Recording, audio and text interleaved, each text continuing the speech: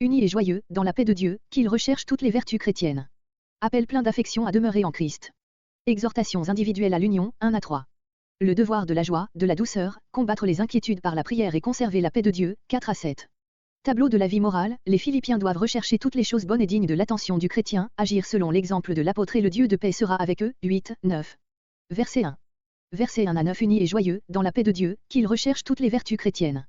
Cette tendre exhortation de l'apôtre à ceux qui sont ici-bas déjà sa joie et qui seront au jour de Christ sa couronne, c'est-à-dire la glorieuse récompense de ses travaux, 2 Corinthiens 1.14, 1 Thessaloniciens 2.19 et suivant, cette exhortation à demeurer ferme dans le Seigneur, 1 Thessaloniciens 3.8, se fonde, comme le montre la transition par C'est pourquoi, sur la grande et impérissable espérance exprimée dans les derniers versets du chapitre précédent.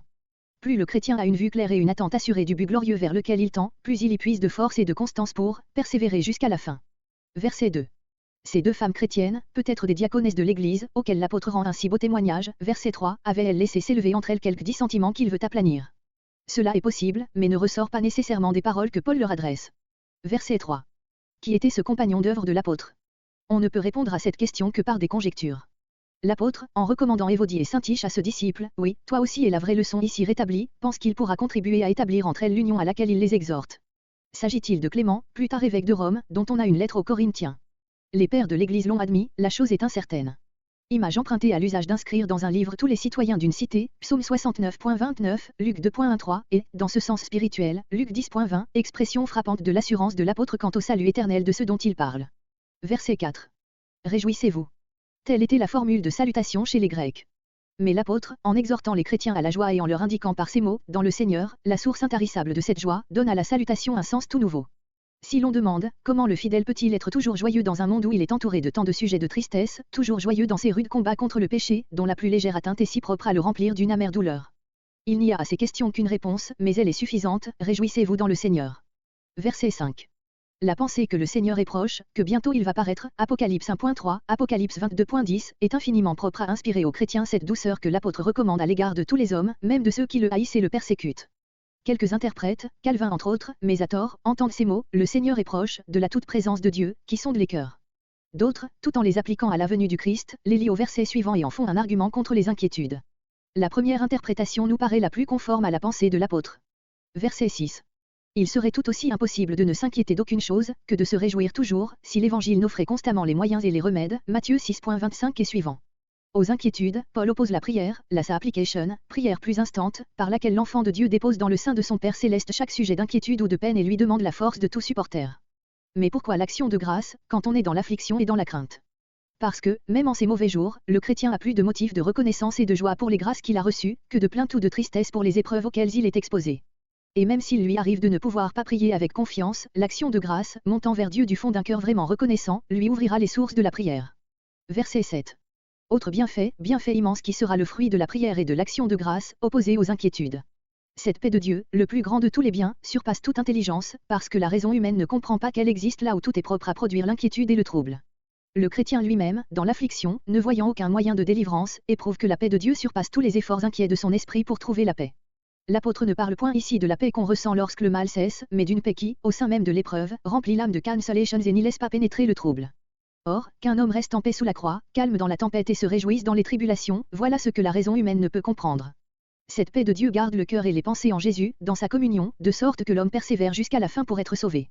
Luther. Verset 8. Par ce mot au reste, comparez Philippiens 3.1, l'apôtre résume tout ce qu'il pourrait avoir encore à dire à ses frères pour les porter à une vie vraiment chrétienne à tous égards, il voudrait épuiser les traits qui en forment le caractère complet, comme le prouve ce mot toutes les choses, 6 fois répété.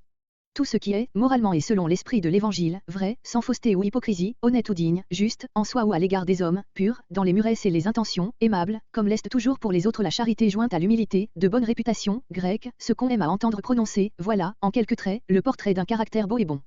Ici l'apôtre rompt sa construction, comme pour ne rien oublier, il ajoute, s'il y a, encore, quelques vertus, c'est, avec 2 Pierre 1.5, le seul passage où ce terme soit appliqué à la morale, et s'il y a quelques louanges vraiment méritées et exemptes de flatterie, pensez à ces choses.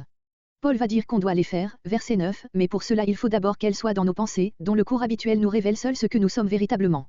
Verset 9. Comparez Philippiens 3.17, note. L'apôtre poursuit son exhortation du verset 8. Ces choses, ou ces vertus chrétiennes, les Philippiens les avaient apprises, reçues, entendues par son enseignement et les avaient vues dans sa conduite, donc, ils pouvaient et devaient les faire eux-mêmes. Le Dieu de la paix, beau et précieux nom du Dieu de l'Évangile qui donne la paix. S'il est avec nous, la promesse exprimée au verset 7 sera pleinement accomplie.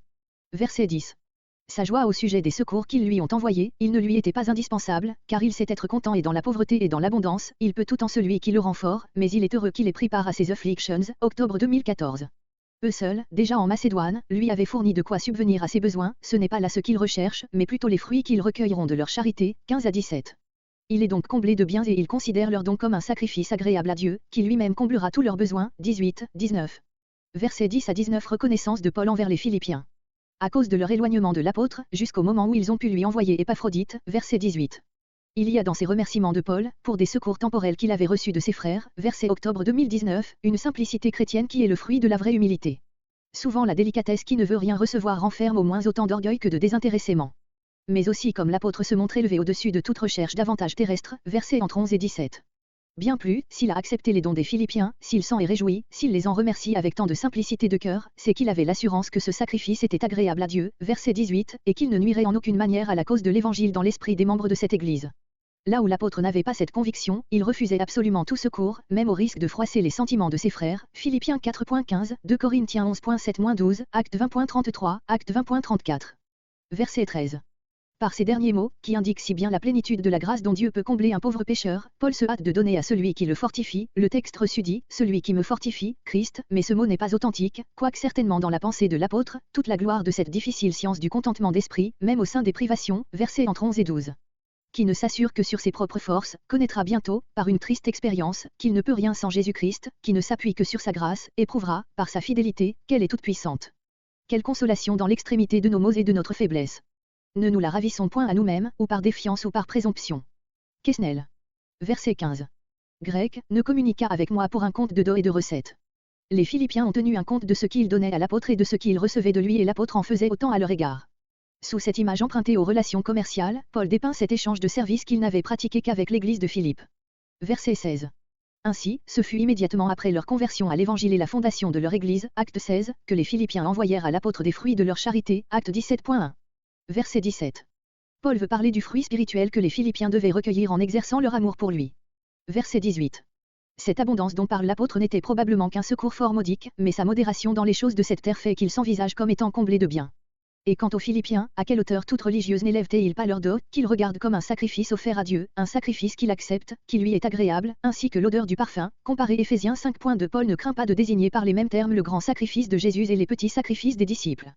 Jésus-Christ aussi envisage les dons de la vraie charité, comme lui étant fait à lui-même, Matthieu 25.40. Quel motif d'action pour ceux qui peuvent donner et de religieuse reconnaissance pour ceux qui reçoivent. Verset 19. Temporel et spirituel. Grec, en gloire, dans sa gloire éternelle, où ses enfants moissonneront si abondamment ce qu'ils auront semé ici-bas.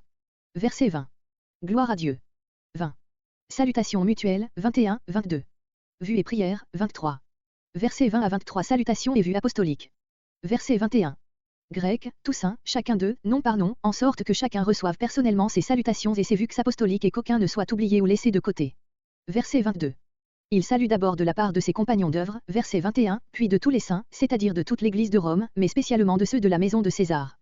Ceci est bien digne de remarque et un signe peu ordinaire de la miséricorde divine, que l'Évangile, sous Néron, eût pénétré dans cet abîme de tous les crimes et de tous les vices, d'autant plus admirable que l'on trouve plus rarement les saints dans les cours.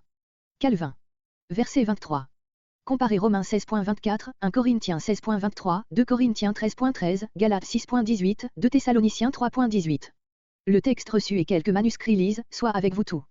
Plusieurs aussi omettent ici Amen, qui se trouve déjà au verset 20.